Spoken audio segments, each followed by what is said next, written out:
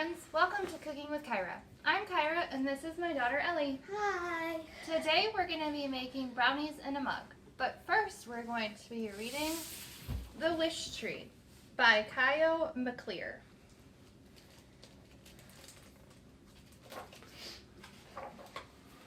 Charles wanted to find a wish tree. His brother said, "There is no such thing." His sister said, "There is no such thing." But Charles said, "What do you think, Boggin?"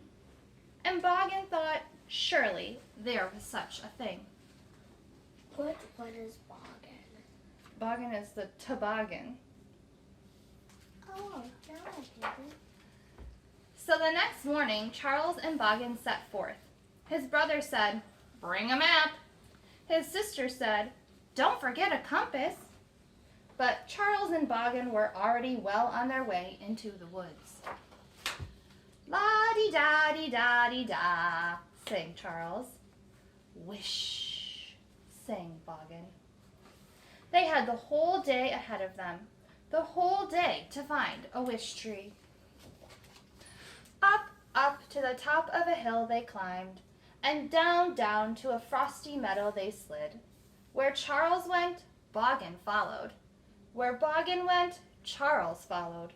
Charles and Boggin did not see the wish tree, but they did see Squirrel, who was puzzling over how to get some hazelnuts to his home. Look, Charles helps him out, puts him on Boggin, and he says, hold on tight." How does Boggin hold out many? It's a big toboggan. They're hazelnuts. It's a big toboggan. Oh, they're hazel. "La-di-da-di-da-di-da," sang Charles. "Wish," sang Boggin. "So long, Squirrel." No, they're in its tree. Slow through the snow they went, and hush, past Bear's den they crept.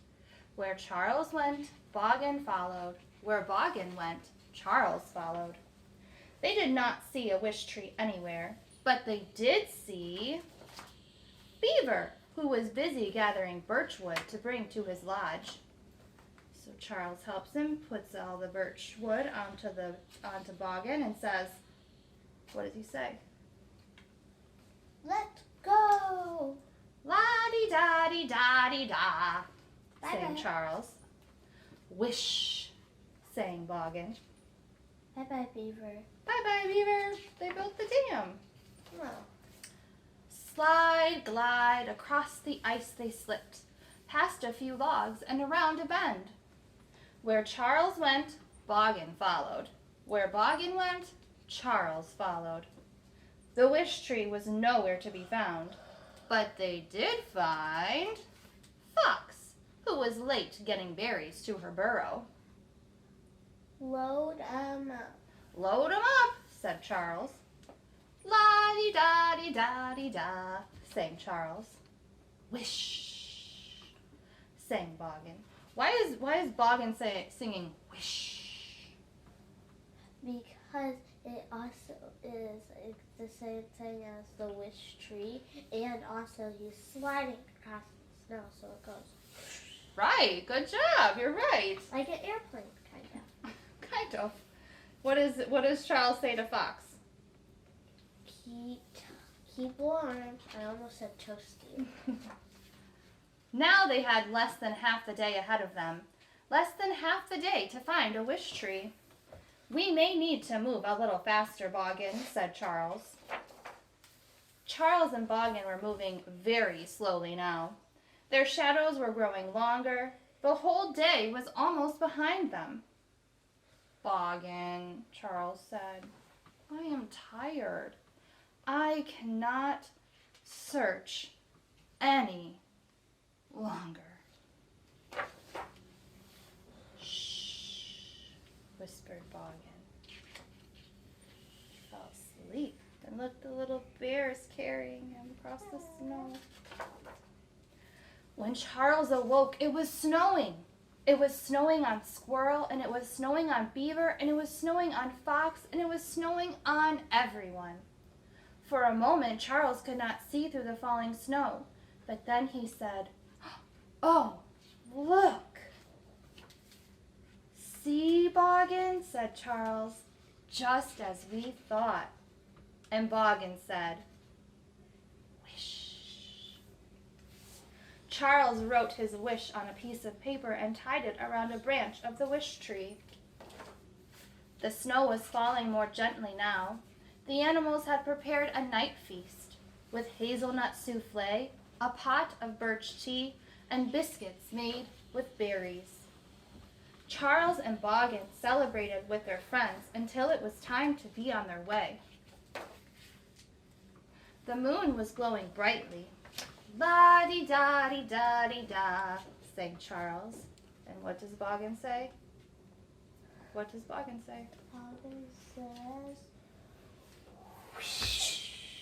all the way home. The end. Alright friends, now that we're all done reading the wish tree, let's go ahead and take a look at what you should have in your bags that you received from New Lenox Public Library. You should have 3 tablespoons of flour, 3 tablespoons of granulated sugar, 3 tablespoons of cocoa powder. I'm sorry, 2 tablespoons of cocoa powder, some salt, and 2 tablespoons of chocolate chips. you did it like a sled. Yeah. You should also have a half stick of butter.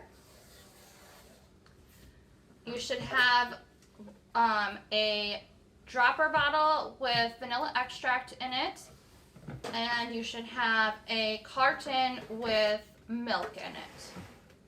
Additionally, you should see a mug that we have made for you with the help of Sam from the DML. So if you are interested in making your own mugs or t-shirts, Sam and the DML can help you with that.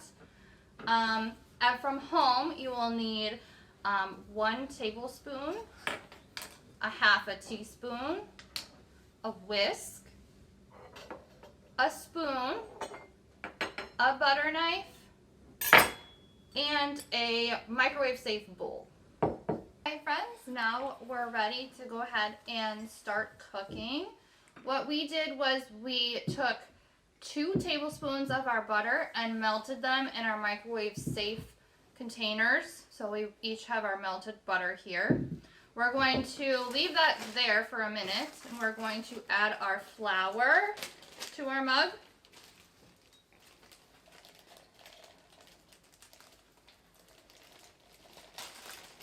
Are we gonna cook it?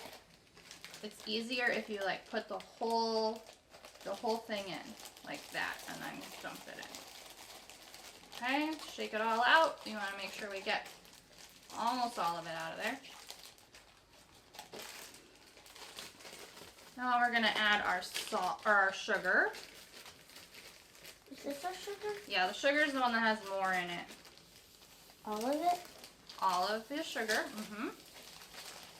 Sugar.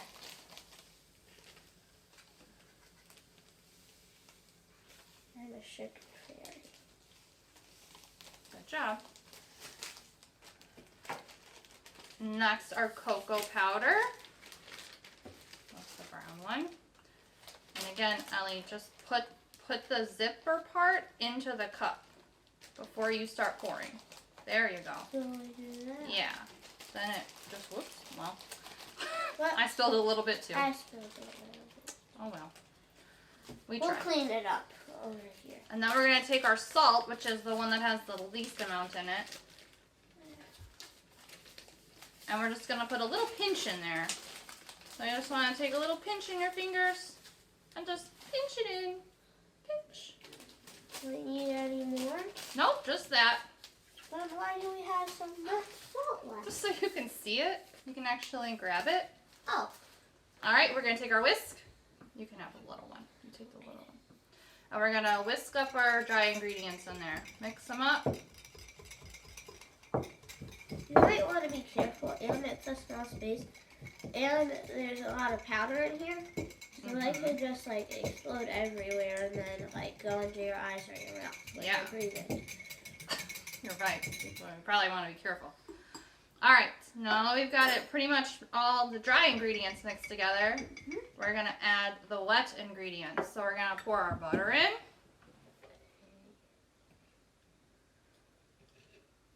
Is this like our batter that we're making? We are making a batter.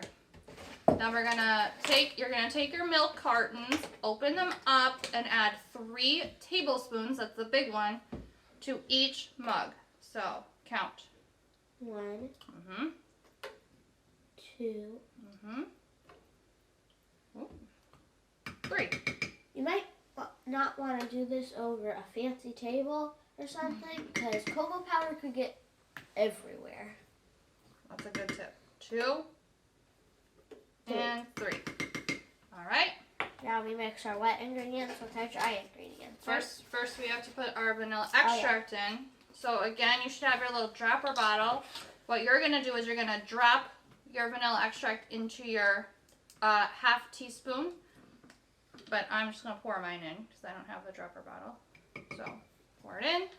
We are fancy. Oh yeah, we're so fancy. Pour it in. And then we're going to whisk it for 10 seconds. We don't want to whisk it for too long. So 1, 2, 3, 4, 5, 6, 7, 8, 9, 10. Good job. All right. Shake it off. That looks like it's mixed up really good. All right. Put that over here. Now we're going to add our chocolate chips in. Okay. Well, the chocolate chips melt. They should melt in there. Because I don't like chocolate chips. These are milk chocolate chips, so Oh, yay. they're not super chocolatey. All right, we're going to take our spoon and we're going to fold in our chocolate chips. Like mix them up with the batter? Yep. Nice and gentle. We don't want to overmix it. Do you have any powder at the bottom of yours? Mine had a little bit of powder left. Mine had. Yeah. Yeah, mine does. So you're going to want to mix up the bottom too. Here, let me see. Let me see. It's okay. Here. And then once we're done mixing, I got it on my hand. it's all right. We can wash it.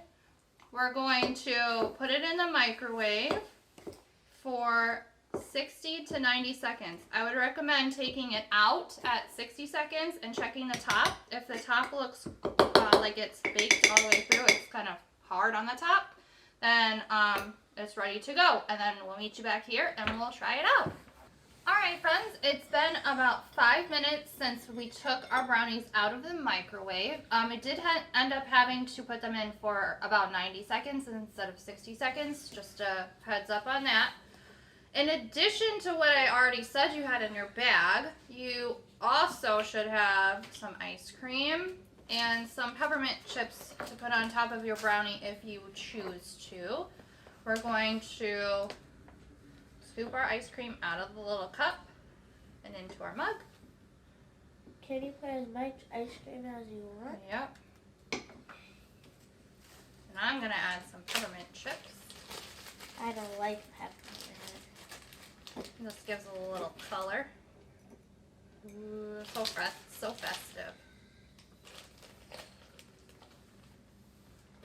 And just to know, they are not just like sprinkle flavor, they're actual peppermint flavor. Yes, they're peppermint flavor. So if you don't like peppermint, then. All right, are you ready to try? Yeah. All right, use your spoon. Ooh, that ice cream gets a little melty. You just got ice cream. It's all right. There, I got some brownies. It's a little tough to get out. All right, cheers.